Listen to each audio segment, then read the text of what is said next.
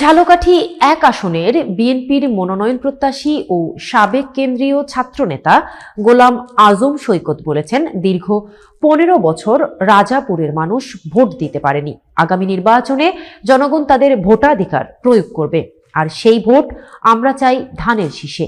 ঝালকাঠি প্রতিনিধি মোহাম্মদ মাহিন খান জানান, শুক্রবার বিকেলে সৈকতের নেতৃত্বে রাজাপুর শহরে বের হওয়া র্যালি প্রধান সড়ক প্রদক্ষিণ করে বাইপাস মোড়ে গিয়ে শেষ হয়। সংক্ষিপ্ত পথসভায় তিনি বলেন, বিএনপি ক্ষমতায় এলে তারেক রহমানের ঘোষিত ৩১ দফা বাস্তবায়নের মাধ্যমে রাজাপুর কাঁঠালিয়ার প্রশাসন জনগণের সেবক হিসেবে কাজ করবে। সৈকত আরো বলেন, নারীদের কর্মসংস্থান, ইমাম মুয়াজ্জেম খতিবের রাষ্ট্রীয় ভাতা, কৃষকদের কৃষি কার্ড ও দেশের প্রতিটি নাগরিকের স্বাস্থ্য কার্ড নিশ্চিত করা হবে।